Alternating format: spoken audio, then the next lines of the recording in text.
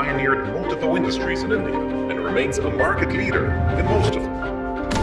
It was Tatas who introduced a number of firsts. The first 8-hour day, the first leave with pay.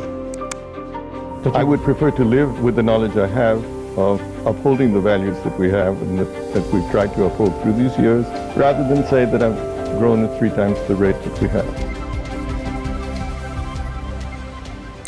आज मैं आपको एक ऐसे शख्स के बारे में बताने जा रहा हूँ जो सिर्फ बिजनेस के लिए नहीं बल्कि अपनी इंसानियत के जज्बे के लिए भी मशहूर था, रतन टाटा।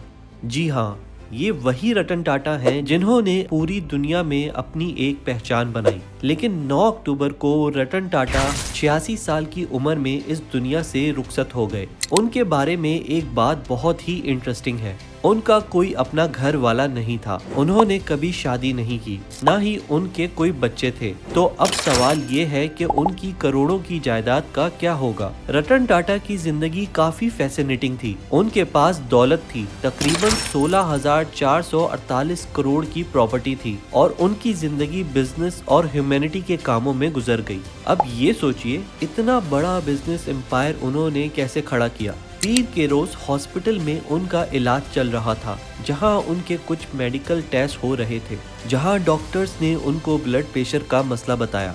रतन टाटा 28 दिसंबर 1937 को मुंबई में पैदा हुए। आपको ये जानकर हैरत होगी कि वो एक पारसी खानदान से ताल्लुक रखते थे। उनके वालिद नोवल टाटा और वालिदा सोनू टाटा थी। लेकिन जब रतन सिर्फ 10 साल के थे, उनकी वालिदैन का ताल्लुक टूट गया और फिर उनकी परवरिश उनकी नानी नवाज भाई टाटा ने की। रतन टाटा ने अपनी तालीम इंडिया से हासिल की, लेकिन बाद में वो कॉर्नेल यूनिवर्सिटी और हार्वर्ड बिजनेस स्कूल भी गए। 1962 में कॉर्नेल से मैकेनिकल इंजीनियरिंग की डिग्री हासिल की और 1975 में हार्वर्ड से अपना मैनेजमेंट प्रोग्राम कंप्लीट किया। अब एक इंटरेस्टिंग बात सुनो, 1991 में उनके चाचा JRD टाटा ने उनको टाटा ग्रुप का चेयरमैन बनाया। आप सोच रहे होंगे चेयरमैन बनाना कोई आसान काम नहीं होगा, और उन्होंने अपनी क़ियादत में टाटा ग्रुप को ऐसी बुलंदियों तक पहुंचाया जो आज तक याद किया जाता है। रतन टाटा ने टाटा मोटर्स के जरिए दुनिया की सबसे सस्ती कार टाटा नैनो लॉन्च की। दोस्तों, आपको पता है टाटा नैनो दुनिया की सबसे सस्ती कार थी जो सिर्फ 1 लाख में थी। ये एक बड़ा रेवोल्यूशन था जो सिर्फ भारत ही नहीं, दुनिया भर की गाड़ियों की इंडस्ट्री को बदल गया। उनकी कंपनीज का जो जाल था वो बहुत बड़ा था। Tata Sons, Tata Consultancy Services, Tata Motors, Titan company और टाटा स्टील, सब कुछ उनके एम्पायर का हिस्सा था। अपनी रिटायरमेंट के बाद भी उनको टाटा सन्स के चेयरमैन के तौर पर 25 करोड़ का कंपनसेशन मिलता रहा। रतन टाटा के पास बहुत सारा पैसा था, लेकिन उनका लाइफस्टाइल बहुत ही सिंपल था।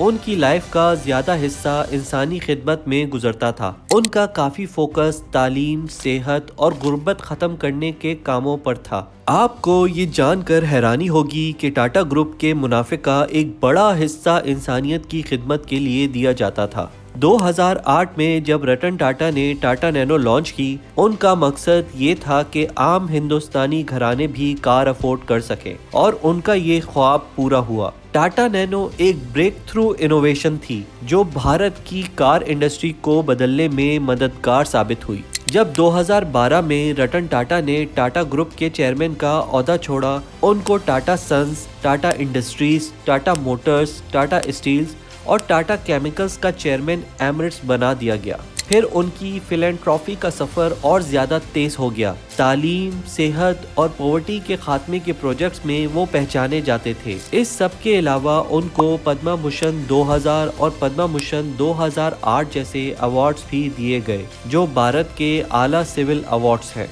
दोस्तों, रतन टाटा की जिंदगी एक मिसाल है कि कैसे बिजनेस में कामयाबी हासिल करने के साथ साथ इंसानियत के लिए भी कुछ किया जा सकता है। वो बहुत सिंपल थे, लेकिन उनका बिजनेस और उनका जज्बा दुनिया भर में याद रखा जाएगा। तो दोस्तों, आज की इस वीडियो में बस इतना ही। तो मिलते हैं अगली वीडियो में एक नए टॉपिक के साथ।